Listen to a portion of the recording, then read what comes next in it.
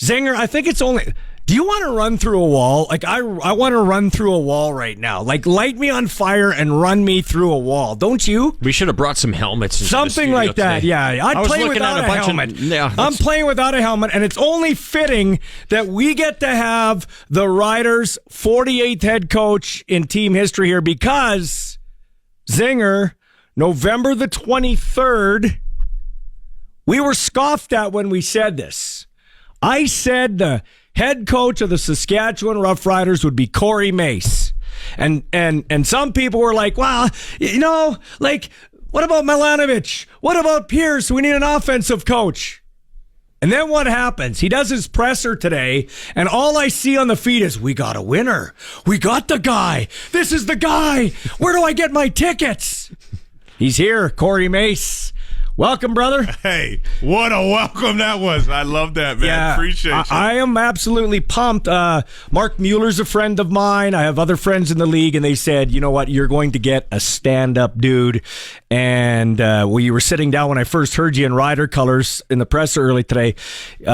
Outstanding. I am ready to run through a wall. But the reason I'm happy you're here and you're right here and you're the coach of the Riders is you wanted the job. Like I'm not saying Buck or Scott didn't, but you wanted the job, and I like it. You want to be here. You're moving your family here right away as soon as you take your wife on the holiday. Why did you want the job? Yeah, I think for me, growing up, a Canadian boy, I always knew what this team meant, not only to the league. I'd never lived here in this province, but certainly, having the time once I was able to make it to the league myself and play games here, you felt it. You prepared for it as an opponent, and it never really aligns with what you prepare for when you actually see it in person. The pride that this province has for this team. It's unique, it's special, and I actually think it's not a secret. I think everybody here understands that.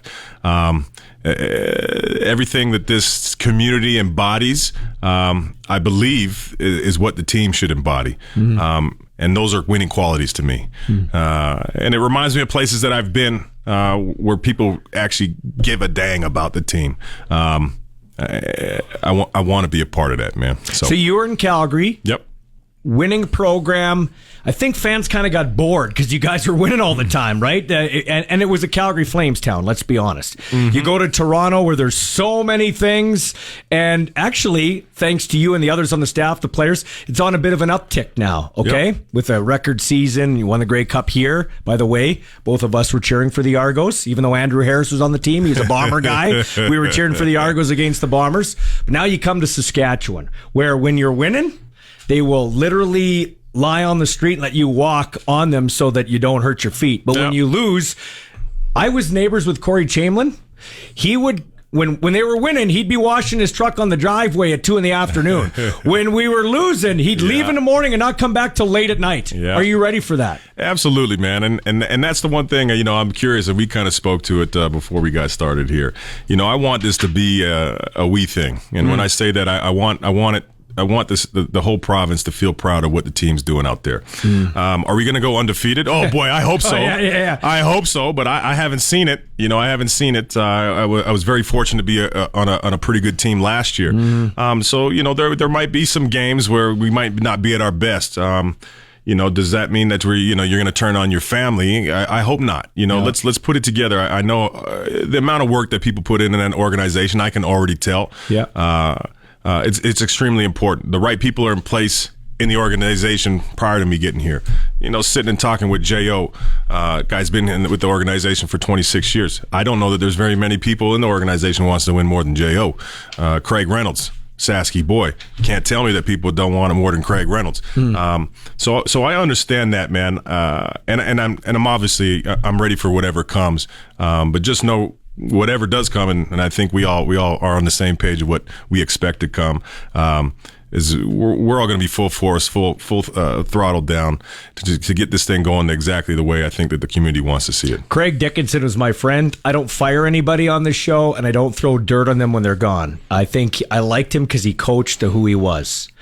kind of man are you? I'm more interested in the man. I think the man carries more weight than the coach. I don't say anybody can coach, but there are a lot of coaches. Can you be a good man, a good leader of men, and a coach? Yeah, I think you can. I think for myself, I'm very transparent. I'm very honest. I think you might be too. Oh yeah. whether you like it or not, sometimes it's the delivery and the approach. But as long as the end result's what everybody wants, more times than not, those leader of men, I think some people obviously think that that's an iron fist. It doesn't always have to be. Some need that, but it doesn't have to be. At the end of the day, how can we get the best result, whether it's an individual or a group look? And it's unique to each guy. So I'm a relationship guy. If you ask me who I am as a man, I'm heavy on relationships. So whoever I'm talking to in whatever situation, we'll find it, how the approach has to be for that individual to get the best out of them. And on a group scale, it's going to be all love. That's what I'll go off of first, until you can. Yeah. Okay, so 2 more quick questions because I know you're busy. Trevor Harris, I understand you reached out to him. I know you reached out to him because he and I talked.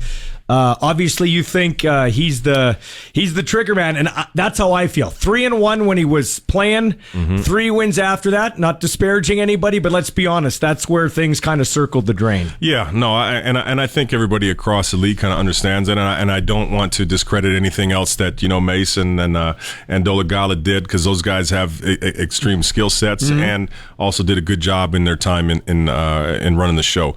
But when we talk about Trevor, I mean, he's proven it. Time and time again in his career, having to prepare against the guy, the things that he challenges some defenses to kind of get outside themselves a little bit, and he plays his style of play. I think the best things that he does kind of marries to winning football. So again, I've been saying it all along, and I think the sentiment is kind of the same for everybody else in the league that understood what was at stake with this job. The roster has really good pieces, and they have a quarterback. What are we talking about here, right? So, a lot of work ahead of us, no doubt. And even some of the guys that are still solid pieces, we're going to ask more of those guys. And why would they not want more? If you don't want more for yourself to be a better version, even if you're coming off a Grey Cup win, well, that's not the mindset that we want anyway. Okay, so we'll make sure that everybody's trending up, and we're going to put the hard work into it. It's easy to say. It's not so easy to do. So one last question for you. You're not going to, you said at the press conference already, you can't talk about your coaching staff because it's not in place yet. But I'm going to ask you this. Do you plan on doing a dual role? Do you plan on being the DC and the head coach? Yeah, man. I think for myself, to be quite frank with you, I mean, I've only had 2 years, truthfully, doing that and calling the plays, and I really enjoy it.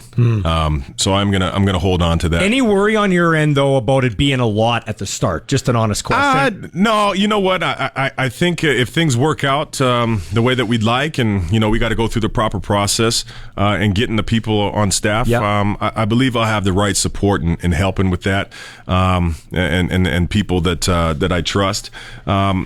But yeah, it's going to be an added responsibility and a new role for myself, and similar to how it was going from D-line to DC and doing D-line at the same time. Right. So it's just about manipulating and finding that groove for myself. But ultimately, I'm not going to just stay zero focused in on one thing when I got to look at the totality of the team's success. So that'll be the priority for sure. Well, you look good in the double blue, but you look way better in green and white. Thanks for coming in. I can't wait. I hope this is the start of a long relationship. Yes, man. Sir. Appreciate you, brother. Much love.